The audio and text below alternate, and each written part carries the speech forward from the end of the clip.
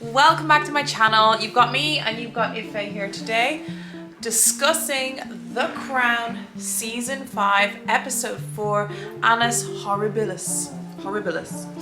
Horrific, basically. A year of misfortune. This is also a Margaret episode, and straight away I love a Margaret episode, but it's really interesting that they title the episode Annus Horribilis and it's predominantly about Margaret, and it's to show like a link between, yes, this queen has had an awful year, but the true victim, the true person who's had an Annus Horribilis every single year is that Margaret has had this. Yet again, we've got a fantastic actor playing Margaret, Leslie Manville. Helena Bonham Carter was in the previous 2 seasons, and then before that, Vanessa Kirby. We also get flashbacks to Vanessa Kirby and Peter Townsend back in the first few seasons during their courtship, and I love a flashback. You know, if you know me in my reviews, I love a flashback. So let's get straight into this. What did I think of this episode? I think that it's an interesting portrayal that Peter Morgan chose to sort of make the Queen's speech about what a horrible year and sort of direct it towards referencing Margaret and almost like an apology to Margaret for any suffering that the Queen has caused her.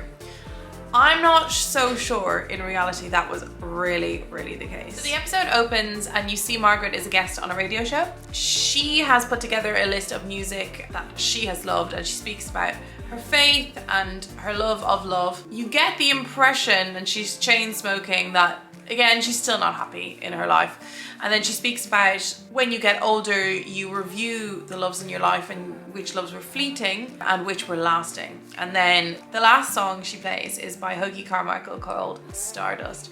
It's mentioned that this is of particular significance to her. Then you flip to a now much older Peter Townsend, played by Timothy Dalton, who is listening to Margaret, and when the radio host asks, like, what is this last song, what's the significance, and she doesn't answer, she's like, I'm gonna leave that there, but enjoy the song. Next, you see Margaret receiving a letter from Peter Townsend, and there has been silence for 35 years. Like, can you actually imagine 35 years after an event, after like the last time you heard of them, a letter coming out of the blue? Like, I honestly, like, I just don't want that to happen to me. But I can see some individuals doing this, like in a letter. Hopefully I'm wrong. Hopefully that will not happen. But could you imagine, like, I'd be just like, what is this? But she receives it quite happily. And he asks whether she's going to be at a particular party. And Margaret goes to her best friend, her sister, to tell her about this.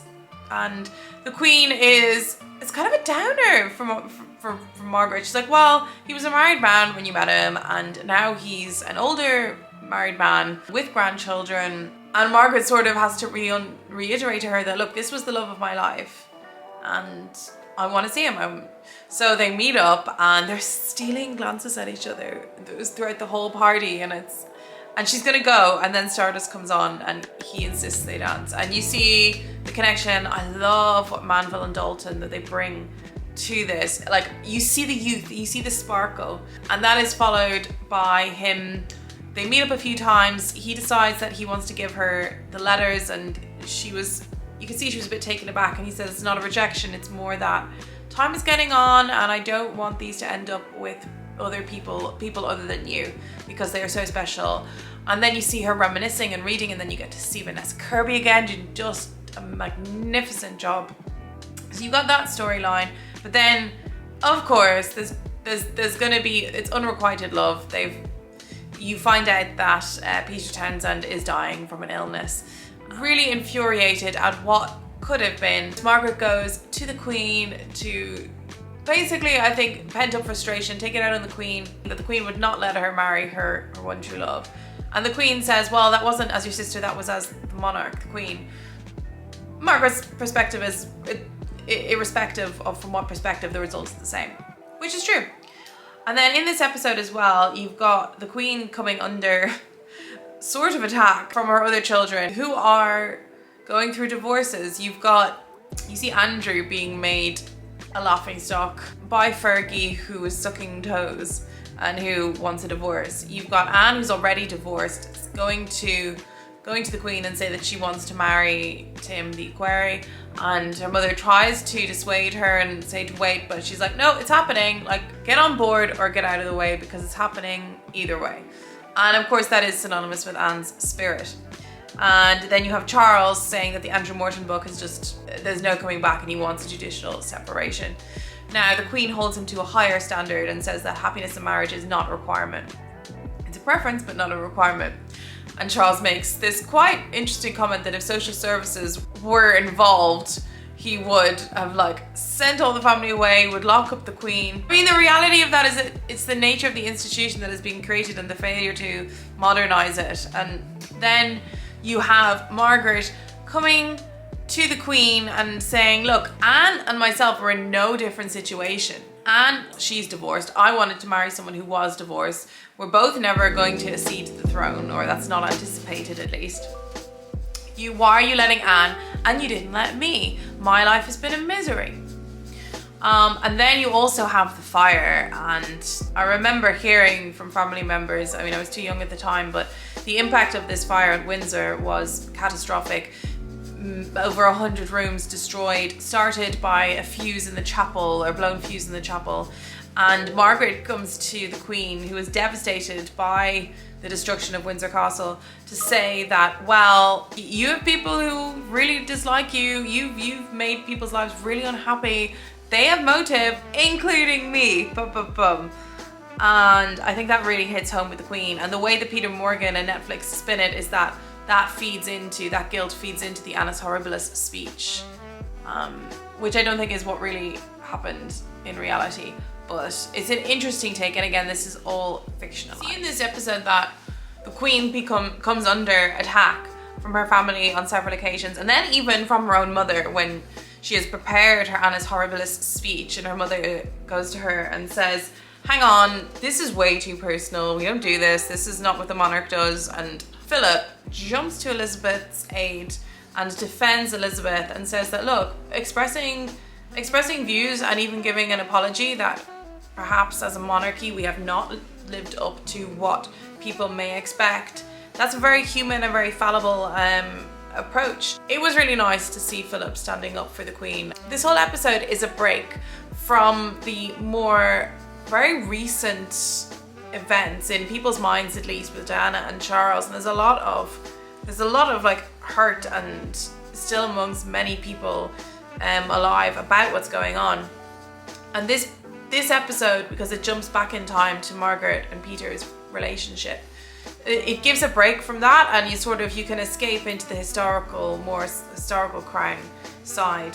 But I don't know, I mean, Margaret is portrayed as tragic and just forever unhappy.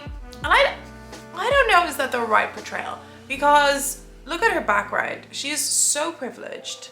Now this could be very short-sighted, but I mean, she's never had to work in unpleasant conditions. She has been to the best parties. She's never had to worry about finances. There are plenty of people in this world who are not allowed, for one reason or another, marry their love, the person that they fall in love with, that they want to marry. There's so many situations, whether it's political reasons or religious reasons or just family reasons, where people are unable to marry the person that they really want to. They marry someone else, they have kids, and they kind of just deal with it. And Margaret just can't. And I feel sorry for her, and there are many people like her, and I'm sure many people will relate to this struggle, but she's not alone. And she's actually had it probably better than most because of her situation and being a royal. So yes, this episode makes you feel sorry for Margaret for missing out on the chance to live the life that she would have liked with Peter Townsend. But she's completely not alone, and she's probably had it better than most. And that's my slightly controversial opinion that, is all this sympathy for Margaret, painting her as a tragic character? She's obviously very troubled because she smokes and drinks herself into 4 heart attacks, and the fourth one killing her in 2002. So she's very unhappy, that is very, I'm so sorry that she's so unhappy. But she's not alone and she had it better than most. So I don't know. Do you think I'm being too harsh? What do you think? Am I being too harsh? Let me know what you thought of this episode. And who you thought. Like, I love Leslie Manville. Like, I love Helena Bonham Carter and Vanessa Kirby. I think like they did such perfect jobs. But Manville's approach is a lot more less impetuous, a lot more contemplative, and I think that suited where Margaret was at her time in life. It's only when she loses her rag, shall we say, with her sister, that you see the impetuous side and that spirit coming out again. But I think Netflix would like to give her a happy ending with Peter Townsend, but it's not going to happen. So interesting choice to combine the Annus Horribilis with the Margaret story. I'm not sure it gets my sympathy for her, quite frankly, but maybe I'm a hard bitch. Anyway, that is The Crown Season 5 Episode 4. That's my review of that. Let me know in the comments what you think, what you thought of the episode. Do you agree with my overall view about Margaret? I'm very curious to hear your take. Alright, please tune in again to review Episode 5. Say bye.